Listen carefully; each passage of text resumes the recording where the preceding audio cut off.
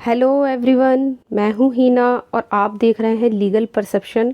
आज की वीडियो में हम हिंदू सक्सेशन एक्ट के एक और इम्पॉर्टेंट कॉन्सेप्ट को समझने वाले हैं, जो हमें बताता है कि अगर किसी हिंदू फीमेल की डेथ इनटेस्टेट हो जाती है, यानी बिना विल किए बिना वसीयत किए हो जाती है, तो उनकी प्रॉपर्टी किस तरीके से डिवॉल्व होगी, ये हम आज की वीडियो में समझेंगे।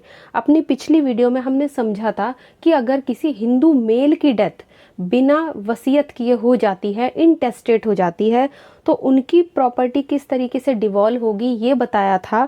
सेक्शन 8 से लेके 11 तक हमने डिस्कस किया था पिछली वीडियो में।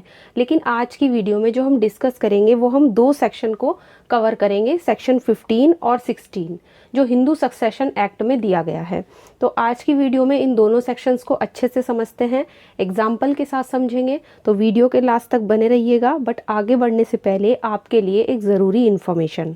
तो आपके लिए ज़रूरी इन्फॉर्मेशन ये है कि हिंदू लॉ के नोट्स तैयार हो चुके हैं, जो हिंदी लैंग्वेज में और बिल्कुल सिंपल लैंग्वेज में है। अगर आपको हिंदू लॉ के नोट्स चाहिए तो आप स्क्रीन पर दिख रहे इस व्हाट्सएप नंबर पर मैसेज करके केवल 100 रुपीज़ में हिंदू लॉ के नोट्स ले सकते हैं। नोट्स PDF फॉर्म में है, जिनको आप प्रिंट करा सकते हैं, और सिंपल लैंग्वेज में है, जिसमें आपको हिंदू लॉ के सभी इंपॉर्टेंट टॉपिक्स मिल जाएंगे। तो हमारा आज का कॉन्सेप्ट है इंटेस्टेड डाइंग फीमेल्स प्रॉपर्टी। अगर कोई हिंदू फीमेल बिना वसीयत या बिना विल किए उसकी डेथ हो जाती है, तो उनकी प्रॉपर्टी किस तरीके से डिवॉल्व होगी, उसके क्या रूल्स हैं, किस किस वारिस पर वो प्रॉपर्टी जाएगी, यही हम आज की वीडियो में डिस्कस करेंगे। इस संबंध में हम दो धाराएं पढ़ेंगे, धारा 15 और 16, जो हिंदू सक्सेशन एक्ट में दी गई है। तो चलिए पहले एक शॉर्ट में इन सेक्शंस को देख लेते हैं। सेक्शन 14 यहाँ पे हम इसलिए समझ रहे हैं क्योंकि ये हिंदू फीमेल को एब्सोल्यूट राइट दे रहा है अपनी प्रॉपर्टी पर। पहले हिंदू फीमेल को बहुत ही कम राइट थे अपनी प्रॉपर्टी के बारे में, बट सेक्शन 14 जो है वो एक तरीके से हिंदू स्त्री को अपनी संपत्ति पर पूरा अधिकार दे रहा है।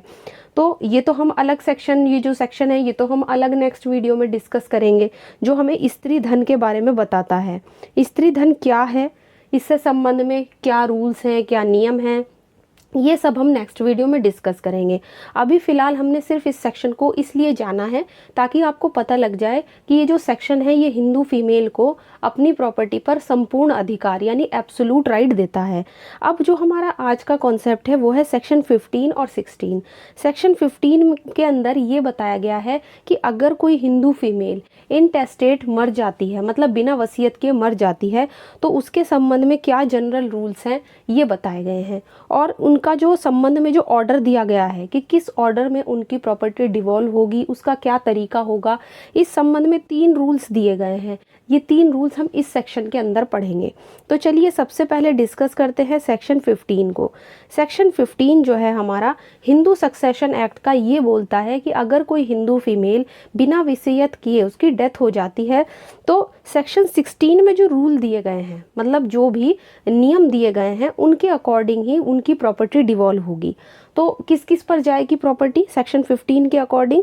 सबसे पहले जाएगी बेटे पर, बेटियों पर अगर लड़की है तो उसके, और हस्बैंड पर। इसके बाद सेकंड नंबर पे जाएगी पति के वारिस पर, जो भी पति के एयर्स होंगे, जो भी वारिस होंगे उनको जाएगी, ठीक है ना। नेक्स्ट इससे अगला कौन है जिस पर प्रॉपर्टी जाएगी? फादर एंड मदर पर। मतलब अगर हस्बैंड का कोई वारिस नहीं है, कोई एयर्स नहीं है, तो फिर जाएगी माता या पिता पर, जो हिंदू फीमेल होगी। इसके बाद अगर ये भी नहीं है तो जाएगी पिता के वारिसों पर, जो भी उनके एयर्स होंगे। और अगर पिता के वारिस भी नहीं है तो जाएगी माता के वारिसों पर। तो इस तरीके से यहाँ पर जो है ये 5 कैटेगरीज यहाँ पर दी गई हैं कि किस किस के पास जो है वो प्रॉपर्टी जाएगी। तो यहाँ पर हमें ये 5 पॉइंट जो है ध्यान रखना। इस सबसेक्शन 1 के संबंध में, ये 15 का सबसेक्शन 1 है जो हमने देखा है, जिसमें हमने ये 5 तरह की कैटेगरी पढ़ी हैं। तो ये आपका सेक्शन 15 का सबसेक्शन 1 है, यानी उपधारा 1 है। तो इसमें जिस प्रॉपर्टी की बात हो रही है कि जो भी हिंदू फीमेल होगी अगर वो बिना वसीयत के मर जाती है तो उनकी प्रॉपर्टी किसको जाएगी, तो किस प्रॉपर्टी की बात हो रही है ये यहाँ पे? उनकी सेल्फ एक्वायर्ड प्रॉपर्टी की, यानी कि ऐसी प्रॉपर्टी जो हिंदू फीमेल ने खुद एक्वायर की है, खुद कमाई है, ठीक है ना, और जो भी उन्हें विल से मिली है या सक्सेशन से मिली है। तो यहाँ पे जो प्रॉपर्टी उन्होंने खुद अक्वायर की है वो प्रॉपर्टी जाएगी आपकी इन सब को जो हमने अभी देखे हैं पॉइंट वाइज। जबकि अगर हम इसके उपधारा 2 की बात करें, यानी इसी सेक्शन के सबसेक्शन 2 की बात करें, तो इसमें ऐसी प्रॉपर्टी की बात की गई है जो उन्हें उनके पेरेंट्स से मिली है। ठीक, वो किस पर जाएगी, इसमें सबसेक्शन 2 में बताया गया है। सबसेक्शन 2 में देखो आप देख सकते हैं 2 क्लॉज भी दिए गए हैं। 2 क्लॉज में जो पहला क्लॉज है वो ऐसी प्रॉपर्टी की बात कर रहा है जो एक हिंदू लेडी को, एक हिंदू फीमेल को अपने फादर से, अपनी मदर से मिली हुई है। और अगर उस लेडी के, उस हिंदू फीमेल के कोई बेटा ना हो, कोई बेटी ना हो, तो फिर वो जो प्रॉपर्टी है वो चली जाएगी फादर के वारिसों को, मतलब फादर के एयर्स को। इसी तरीके से इसका क्लॉज 2 ये कहता है कि अगर कोई हिंदू फीमेल को कोई प्रॉपर्टी अपने हस्बैंड से या अपने फादर इन लॉ यानी ससुर से मिली है, तो वो प्रॉपर्टी अगर उस लेडी के, उस फीमेल के कोई पुत्र या पुत्री यानी कोई बेटा या बेटी नहीं है, तो वो जो प्रॉपर्टी है वो किसको वापस चली जाएगी, वो चली जाएगी हस्बैंड के एयर्स को यानी पति के वारिसों को। तो यहाँ पर आप देख सकते हो जो हमने सेक्शन जो 15 पढ़ा है, इसका जो सब सेक्शन 1 है, ये एक ऐसी प्रॉपर्टी की बात कर रहा है जो हिंदू फीमेल ने खुद अर्जित की है, खुद कमाई है। जबकि अगर हम बात करें सब सेक्शन 2 की, तो ये बात कर रहा है एक ऐसी प्रॉपर्टी की जो उसे किसी दूसरे से मिली है, अपने फादर से, मदर से, या और सब क्लॉज जो हमने क्लॉज 2 पढ़ा है उसमें उसे अपने हस्बैंड से या फादर इन लॉ से जो प्रॉपर्टी मिली है। ठीक है ना। तो इस तरीके से यहाँ पर हम इनको समझेंगे। पहले वाला पॉइंट हमने डिस्कस कर लिया।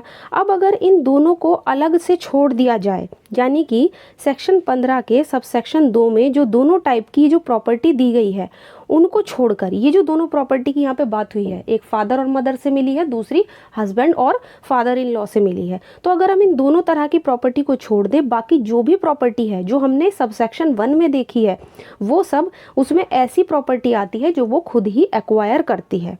ठीक, तो यहाँ पर इतनी चीज़ आपको क्लियर हो गई होगी। ठीक, तो सब सेक्शन 1 में हमने 5 तरह के वारिस पढ़े हैं, 5 तरह के एयर्स पढ़े हैं, जिसको प्रॉपर्टी जाएगी वहाँ पे बेटा बेटी है ना, वे सब आ जाएंगे। और अगर वो पांचों वारिस ना है तो प्रॉपर्टी फिर किसको चली जाएगी, जो हमने अभी ऊपर पढ़ा है। मान लो इनमें से ये पांचों वारिस नहीं है तो फिर किसको जाएगी प्रॉपर्टी, तो प्रॉपर्टी जाएगी आपके हिंदू सक्सेशन एक्ट के ही सेक्शन 29 के अकॉर्डिंग गवर्नमेंट को। तो जब ये पांचों नहीं हैं तो गवर्नमेंट को प्रॉपर्टी चली जाती है सेक्शन 29 के अकॉर्डिंग। तो यहाँ पे सब सेक्शन 1 और सब सेक्शन 2 जो है वो हमने अच्छे से समझा है। अब हम बात करेंगे सेक्शन 16 की। सेक्शन 16 में जो है जनरली आपको 3 रूल्स दिए गए हैं और इसमें ऑर्डर बताया गया है कि किस ऑर्डर में प्रॉपर्टी जाएगी। अगर हम सेक्शन 16 के 3 रूल देखें तो हम एक एक करके इनको समझेंगे। ठीक है ना। अब इस सेक्शन में ये भी बताया गया है कि सेक्शन 15 में जो वारिस दिए गए हैं उनको प्रॉपर्टी किस ऑर्डर में डिवॉल्व होगी या कैसे कैसे उनको बटेगी, ये इसमें बताया गया है। अगर हम इसमें बात करें तो इसका रूल 1 ये कहता है कि फर्स्ट एंट्री में जो भी वारिस दिए गए हैं, जैसे कि अभी हमने ऊपर पढ़ा कि बेटे को जाएगी, बेटी को जाएगी, हस्बैंड को जाएगी, तो अगर वे नहीं हैं तो फिर सेकंड, थर्ड और फोर्थ वालों को जो वारिस होंगे उनको कुछ नहीं मिलेगा। कहने का मतलब ये है कि अगर मान लो बेटा है, बेटी है या हस्बैंड है ना, वे हैं, ठीक, तो सेकंड, थर्ड और फोर्थ और वो जो हमने बाद वाले पढ़े हैं जैसे माता के वारिस हैं, पिता के वारिस हैं, पति के वारिस हैं, तो फिर उनको कुछ नहीं मिलेगा अगर ये ऊपर वाले हैं तो।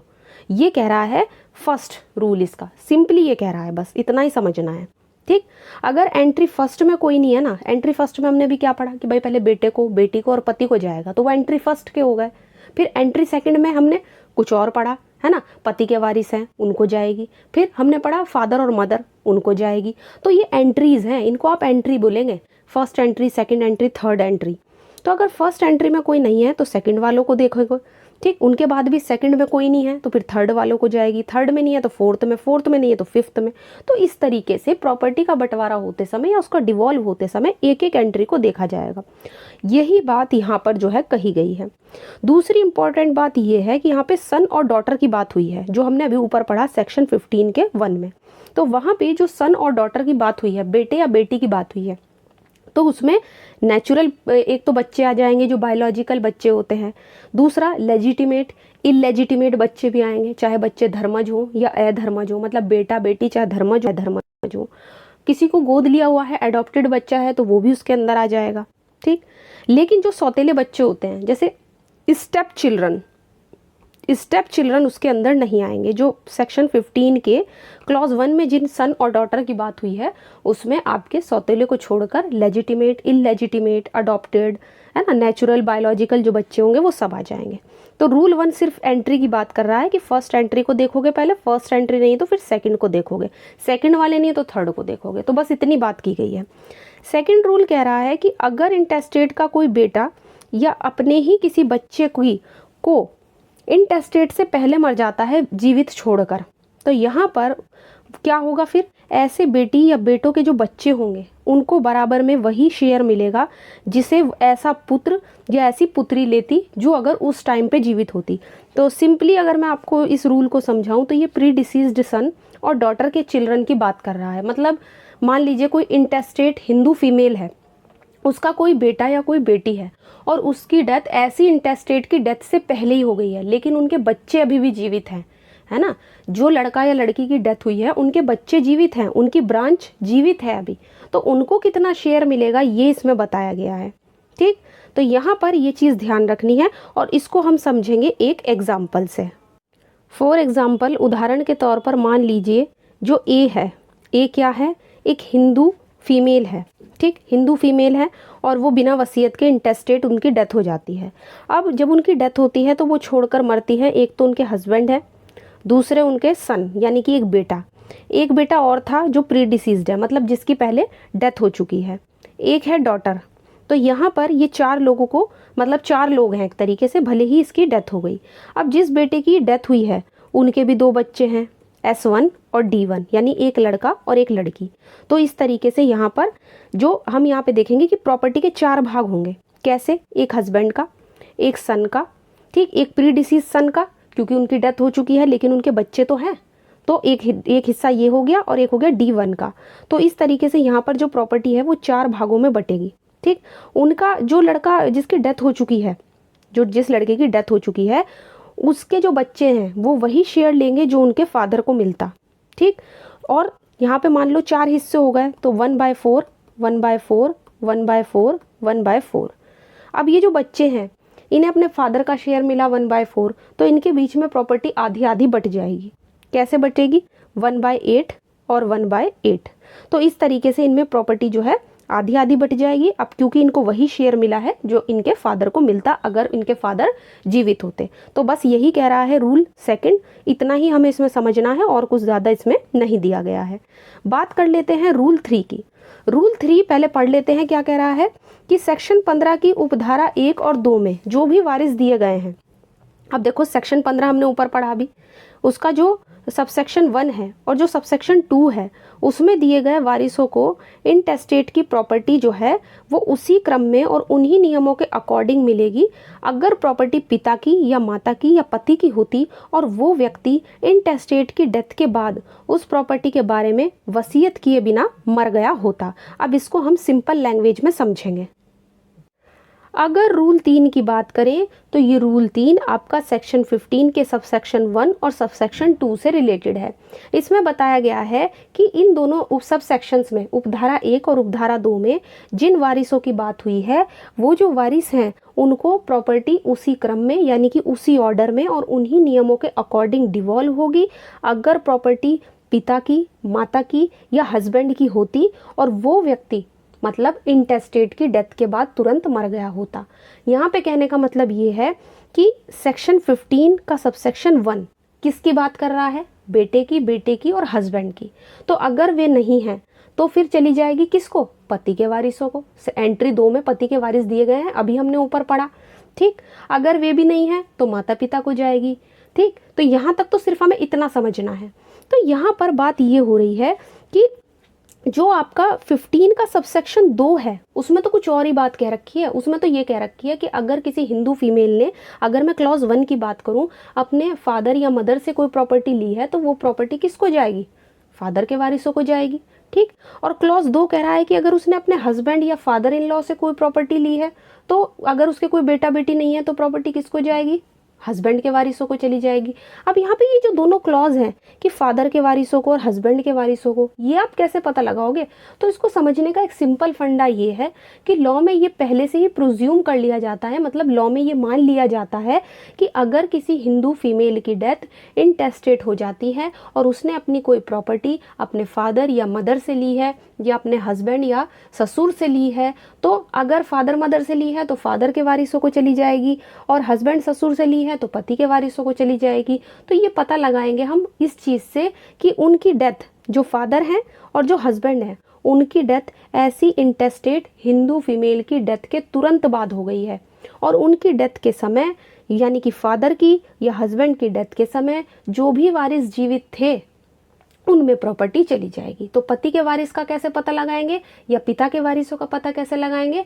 ये मानकर कि उनकी डेथ भी इंटेस्टेट हिंदू फीमेल की डेथ के तुरंत बाद हो गई है। ठीक, यहाँ पर बस हमें इतना ही ध्यान रखना है और कुछ ध्यान नहीं रखना है कि बस उनकी जो डेथ है वो तुरंत बाद हो गई है, इमीडिएटली हो गई थी उस इंटेस्टेट हिंदू फीमेल से, और उनकी डेथ के समय जो भी वारिस जीवित थे उनमें वो प्रॉपर्टी चली जाएगी। बस यही मान लिया जाएगा, और यहीं से इतनी ही बात कर रहा है आपका रूल 3। तो आई होप सेक्शन 16 के तीनों रूल्स आपको समझ आ गए होंगे। मैंने सिंपल से सिंपल तरीका अपनाने की कोशिश की है आपको समझाने की, और सेक्शन 15 भी आपको क्लियर हो गया होगा। अपनी पिछली वीडियो में हमने क्या समझा था? इंटेस्टेट हिंदू मेल की डेथ हो जाती है अगर बिना विल किए, तो उनकी प्रॉपर्टी कैसे डिवॉल्व होगी, ये हम पिछली वीडियो में section 8 to 11 Hindu succession act को समझ चुके हैं। और इस वीडियो में हमने समझा है सेक्शन 15 और 16 जो हिंदू फीमेल से रिलेटेड है अगर उनकी डेथ इंटेस्टेट हो जाती है। तो आई होप आज की वीडियो में जितने भी पॉइंट्स थे वो सब आपको क्लियर हो गए होंगे। आशा करती हूँ आज की वीडियो आपको पसंद आई होगी। वीडियो अगर पसंद आई है तो प्लीज़ इसको लाइक कर दीजिए, ज़्यादा से ज़्यादा शेयर कीजिए, और अगर चैनल पे नए हैं तो इसको सब्सक्राइब कर लीजिए। साथ ही आप हमें टेलीग्राम पे ज्वाइन कर सकते हैं जहां पर आपको ढेर सारे नोट्स और PDF मिल जाएंगे। तो आज की वीडियो में इतना ही, मिलते हैं नेक्स्ट वीडियो में।